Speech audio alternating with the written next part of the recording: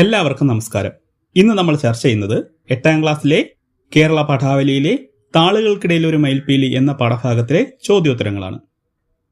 കഥാസന്ദർഭങ്ങൾ കണ്ടെത്താം. കഥ വായിക്കൂ, മനസ്സിൽ പതിഞ്ഞ സന്ദർഭങ്ങൾ അവതരിപ്പിക്കൂ. കൂട്ടുകാരുടെ മുന്നിൽ മൂങ്ങക്കുഞ്ഞിനെ പോലെ ഒരു കാഴ്ചവസ്തുവായി നിൽക്കേണ്ടി വരുന്ന അനുതാരയുടെ സങ്കടങ്ങളെല്ലാം ഇല്ലാതാക്കിക്കൊണ്ട് നീലകണ്ഠൻ കടന്നു വരുന്നത്. നീലകണ്ഠന് അച്ഛനില്ലെന്നറിഞ്ഞ അനുതാരയുടെ ചിന്തകൾ. ഇന്റർവെല്ലിന് നീലകണ്ഠൻ അനുതാരയ്ക്ക് സമ്മാനങ്ങൾ കൊടുക്കുന്നതും അവളുടെ ചിത്രരചനയെ പ്രോത്സാഹിപ്പിക്കുന്നതും. ഇനി എൻ്റെ പങ്കു കൂടി അനുതാര പഠിച്ചുകൊള്ളൂ എന്ന് പറഞ്ഞുകൊണ്ട് നീലകണ്ഠൻ നടന്നകലുന്നത്. വിശകലനക്കുറിപ്പ്. എൻ്റെ വിടർന്ന കണ്ണുകളിലേക്ക് നോക്കി മയിൽപ്പീലി കണ്ണുകൾ പോലെയുണ്ട് എന്ന് ഇടയ്ക്കെല്ലാം നീലകണ്ഠൻ പറയുമ്പോൾ എൻ്റെ എല്ലാ വേദനകളും ഞാൻ മറന്നുപോയി. ഈ വാക്യം വിശകലനം ചെയ്ത് കുറിപ്പ് തയ്യാറാക്കുക. എത്ര ചികിത്സിച്ചാലും വിട്ടുപിരിയാൻ കൂട്ടാക്കാത്ത അസുഖങ്ങളുള്ള കുട്ടിയാണ് അനുതാര. ഈ അസുഖങ്ങൾ കാരണം അനുതാരയ്ക്ക് നഷ്ടമാകുന്നത് അവളുടെ ബാല്യകാലം തന്നെയാണ്. അനുതാരയുടെ ബാല്യത്തെ മനോഹരമാക്കിയ ഒരു ഓർമ്മയുണ്ടെങ്കിൽ അത് നീലകണ്ഠനാണ്.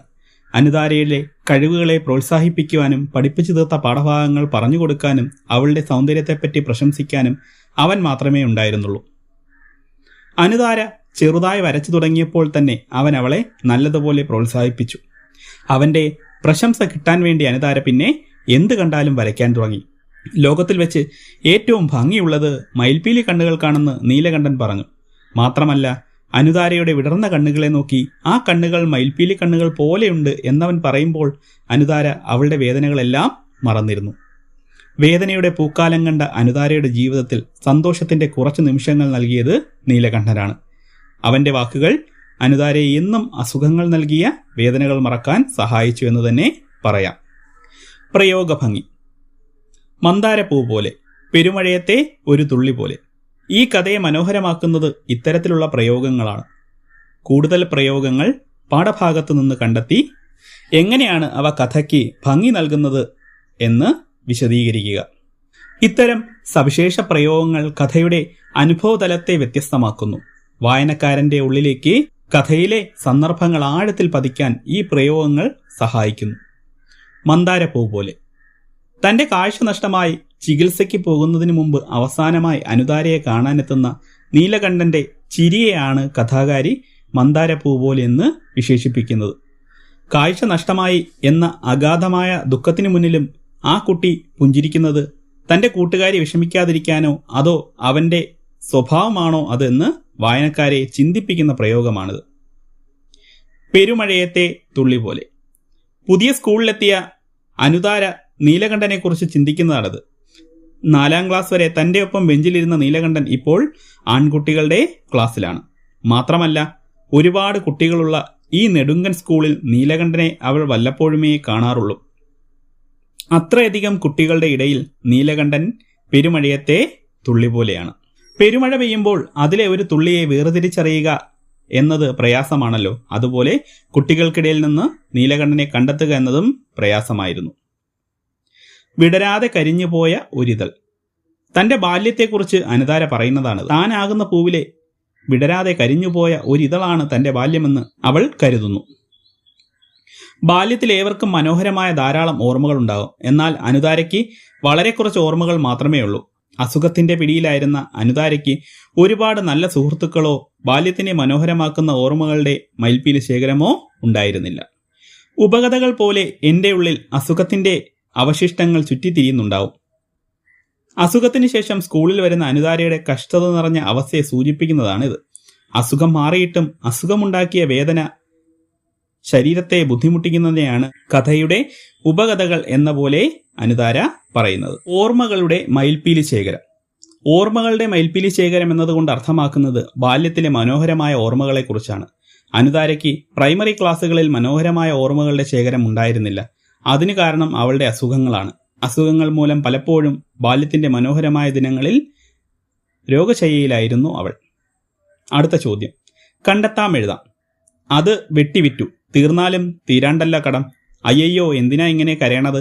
നോക്ക്, ഞാൻ കരയണില്ലല്ലോ. ഇനി എൻ്റെ പങ്കു കൂടി അനുതാര പഠിച്ചോളൂ. നീലകണ്ഠന്റെ സ്വഭാവത്തിലേക്കും ജീവിതത്തിലേക്കും വെളിച്ചം വീശുന്ന സംഭാഷണ ശകലങ്ങൾ ശ്രദ്ധിച്ചല്ലോ. ഇതുപോലെ പാഠഭാഗത്തു നിന്ന് കൂടുതൽ സംഭാഷണങ്ങൾ കണ്ടെത്തി എഴുതും. എത്ര വലിയ വീടാ! ഇതിനെന്താ നിറം? ഇപ്പോൾ ഏത് പാഠമാണ് എടുക്കുന്നത്? അതൊന്ന് വായിച്ചേ കേൾക്കട്ടെ. ഇത് ജീവനുള്ള മയിലാന്നാ വിചാരിച്ചത്. ഈ വീടിന്റെ തുറന്നിട്ട വാതിലിൽ കൂടി ദാ ഞാനിപ്പോൾ അകത്ത് കയറും. എടുത്തു കഴിഞ്ഞ പാഠങ്ങളൊക്കെ വലിയ എളുപ്പമാണ്. അടുത്ത ചോദ്യം. ഇനി എന്റെ പങ്കു കൂടി അനിതാര പഠിച്ചോളൂ എന്ന് ഒരു വലിയ തമാശ പോലെ പറഞ്ഞ് ഈറനായ ഒരു പൊട്ടിച്ചിരി ഉതിർത്ത് നീലകണ്ഠൻ നടന്നു നീങ്ങി. നീലകണ്ഠന് പിന്നെ എന്ത് സംഭവിച്ചിരിക്കാം? തുടർന്നുള്ള ഭാഗങ്ങൾ കഥ, കവിത, ചിത്രം, ലഘുനാടകം എന്നീ വ്യത്യസ്ത രൂപങ്ങളിൽ ആവിഷ്കരിക്കുക. രചനകൾക്ക് ഉചിതമായ തലക്കെട്ട് നൽകുമല്ലോ. ഇവിടെ ഞാൻ ഇവയെ കവിതയായും ചിത്രമായുമാണ് ആവിഷ്കരിച്ചിരിക്കുന്നത്. അവ ഇവിടെ ചേർക്കുന്നു.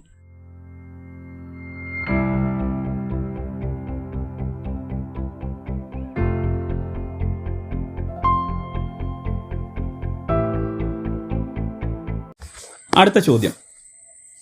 ഓർമ്മ പങ്കുവയ്ക്കാം. 2 കുട്ടികളുടെ സ്കൂൾ കാലത്തെ സൗഹൃദമാണ് താളുകൾക്കിടയിൽ ഒരു മയിൽപ്പീലി എന്ന കഥ. ഇത്തരം അനുഭവങ്ങൾ നിങ്ങൾക്കുണ്ടാവില്ലേ? ഈ കഥയിലെ സുഹൃത്ത് ബന്ധം പോലെ നിങ്ങളുടെ ഒരു സ്കൂൾ അനുഭവം എഴുതി ക്ലാസ്സിൽ പങ്കുവയ്ക്കൂ. ഞാൻ 4ാം ക്ലാസ്സിൽ പഠിക്കുമ്പോൾ എനിക്കന്ന് ബാഗൊന്നുമില്ല. ഓണത്തിന് തുണിയെടുക്കുമ്പോൾ കിട്ടുന്ന കട്ടിയുള്ള പ്ലാസ്റ്റിക് കവറായിരുന്നു എൻ്റെ ബാഗ്. അതിൽ പുസ്തകങ്ങളും ബുക്കുകളും വയ്ക്കും. അതോടൊപ്പം കഞ്ഞി കുടിക്കാനുള്ള പാത്രവും. സ്കൂളിലെ കഞ്ഞി കുടിക്കുന്നത് എനിക്ക് വലിയ താല്പര്യമുള്ള കാര്യമായിരുന്നില്ല. പക്ഷേ ഓണത്തിനും ക്രിസ്മസിനും വേനലവധിക്കുമൊക്കെ മുൻപായി 5 കിലോ അരി കിട്ടുമായിരുന്നു. അതിന് കഞ്ഞി കുടിക്കുന്നത് നിർബന്ധമായിരുന്നു. പിന്നെ കഞ്ഞിയുടെ കൂടെ കിട്ടുന്ന പയറുതോരൻ. തോരൻ എന്ന് പറയാമോ എന്നറിയില്ല. എന്നാലും ഉപ്പ് മാത്രമിട്ട പുഴുങ്ങിയ ആ പയറിനെ ഞങ്ങൾ തോരൻ എന്ന് പറഞ്ഞിരുന്നു. അത് കിട്ടുവാൻ കൂടി വേണ്ടിയാണ് കഞ്ഞി കുടിക്കുന്നത്. കൂടെ പഠിച്ച പലരും ഇതേ കാരണങ്ങൾ കൊണ്ട് തന്നെയാണ് വെന്തുകുഴഞ്ഞ കഞ്ഞി വാങ്ങി കഴിച്ചിരുന്നത്. എന്നാൽ വെന്തുകുഴഞ്ഞ ഈ കഞ്ഞി പയറ് പോലും വാങ്ങാതെ കഴിക്കുന്ന ഒരാൾ ഞങ്ങളുടെ ക്ലാസ്സിലുണ്ടായിരുന്നു. ഹാരിസ്.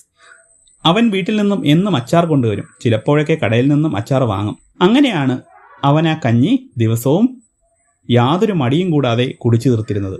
അങ്ങനെ ഒരു ദിവസം രാവിലെ വീട്ടിൽ നിന്നും ഒന്നും കഴിക്കാതെ എനിക്ക് സ്കൂളിൽ വരേണ്ടി വന്നു.